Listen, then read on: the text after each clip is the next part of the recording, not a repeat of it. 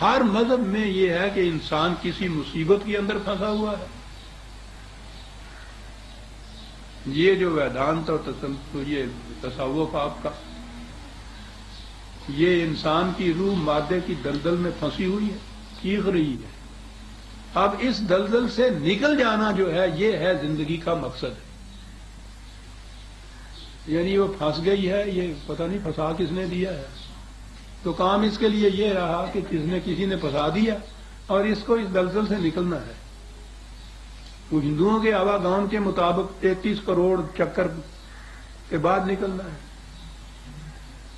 عیسائیوں نے کہا کہ ہر پیدائشی بچہ گناہ گار پیدا ہوتا ہے. اس گناہ کی آلائش کو دھونے کے لیے اس کو اس زندگی میں بھیجا جاتا ہے. یعنی پہلے خدا پیدا کرتا ہے اس کو گناہ کی آلائش دے کے،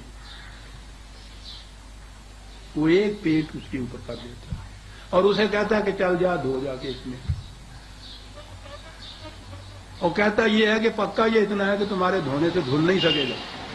عیسائیت کا عقیدہ یہ ہے کہ انسان کے اعمال سے وہ نہیں دھل سکتا، حضرت مسیح علیہ السلام کے کفارے پر ایمان لانے سے وہ دھلتا ہے.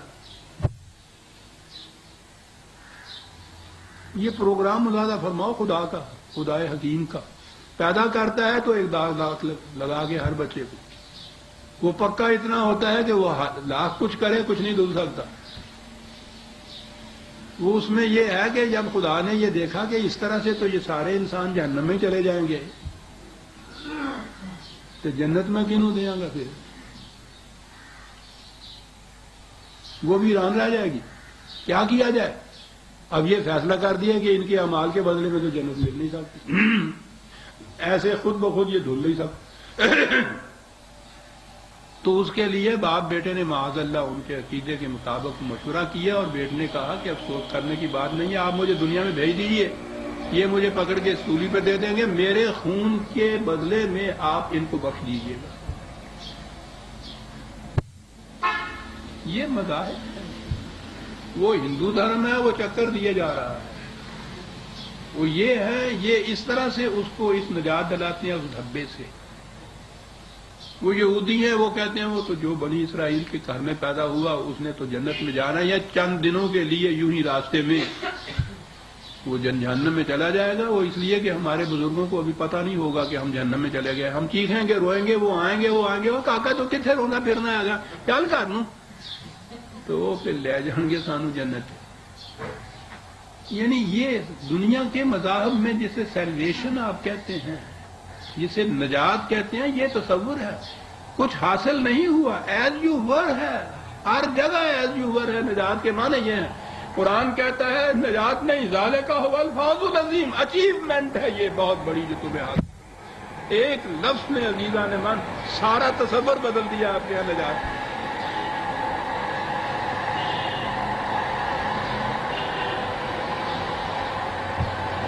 اچیومنٹ اور سیلویشن میں جو فرق ہے عزیزان من، یہ ہے اسلام کی فوقیت باقی مذاہب کے مقابلے میں.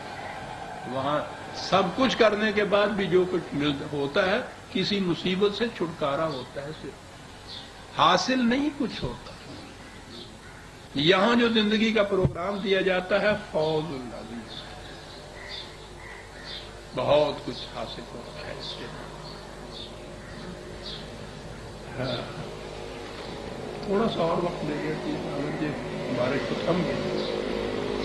یوم یقول المنافقون والمنافقات للذین آمنوا انظرونا نقتبس من نورکم.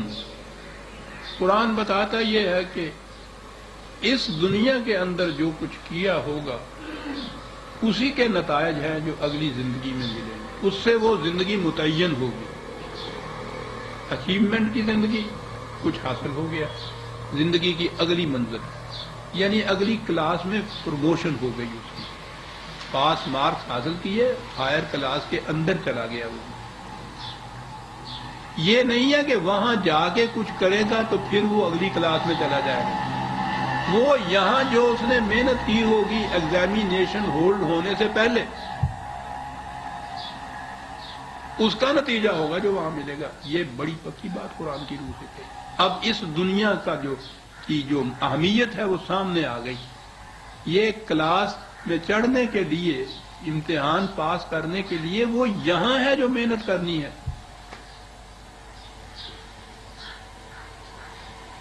وہاں جا کے اس کلاس کی پروموشن کے لیے کچھ نہیں کرنا، وہ اگلی کلاس کی بات اور رہے گی. اور جس نے یہ محنت نہیں کی ہوگی وہ تو پاس نہیں ہو سکے گا، فیل ہوا. اور وہاں فیل جو ہیں ان کے لیے دوبارہ چانس نہیں ہے. یہ قرآن میں متعدد مقامات پہ یہ بات بڑی اہم ہے، یاد رکھیے کہ اس کے بعد اس دنیا میں واپس آنے کا سوال نہیں پیدا ہوتا. جو مر گیا ہے، مر گیا، وہ ٹھیک ہی لفظ ہے اس کے لیے، گیا، وہ واپس نہیں آ سکتا. یہ جو آپ کے ہاں آئے دن قصہ ہوتا ہے نا کہ وہ آتا ہے، اس کی روحیں آتی ہیں اور اس کی روح آئی اور اس نے آگے دروازے کھٹکھٹائے، وہ پتہ نہیں کہیں آگ لگاتی ہے کہیں یہ کر، یہ عام قصے مشہور ہوتے ہیں، یہ سب افسانے ہیں. کوئی روح واپس نہیں آتی. اور روح کیا، آپ کے ہاں تو حضرت جی جتنے بڑے بڑے ہیں وہ سارے اس طرح سے آ کے اپنے مریدوں کو ملتے ہیں، بار کے ملتے ہیں. جی ہاں، قرآن ایک مقام پہ نہیں متعدد مقامات میں آتا ہے کہ جو گیا ہے وہ اس دنیا میں واپس نہیں آ سکتا. وہ انسان کی شکل میں تو ایک طرف رہا، جسے آپ روح کہتے ہیں، اس دنیا کے ساتھ اس کا معاملہ منقطع ہوا، ختم ہوا. وہ کہتے ہیں کہ وہ جو مر گیا ہے وہ تو اگر تم اس کو آوازیں بھی دو، مرادیں مانگو تو تمہاری سنتا ہی نہیں ہے. وہ سن سکتا ہی نہیں ہے. اور اس میں ہے کہ اگر بفرض محال سن بھی لیتا تو وہ تو تمہاری جواب ہی نہیں دے سکتا. کہا اسے تو اپنے متعلق بھی کچھ پتہ نہیں ہوتا کہ میں کب جلایا جاؤں گا. اس دنیا کے ساتھ تعلق تو ایک طرف رہا. وہ جو ہے نا کہ وہ حضرت صاحب آئے اور ہماری کشتی پھنس گئی ہوئی تھی، نکل نہیں رہی تھی اور بڑی مشکل تھی، ہم نے پھر پکارا حضرت عبد القادر جیلانی اور وہ تشریف لائے اور انہوں نے آ کے ایک ہوج ماری اور وہ کشتی پار چلی گئی. ہم دیکھتے ہی رہ گئے کہ معلوم ہوا کہ وہ حضرت صاحب تھے جو تشریف لائے تھے. سب افسانے ہیں، افسانے بھی نہیں ہیں. قرآن کے خلاف ہے یہ تصور عزیزان، کوئی واپس نہیں آتا.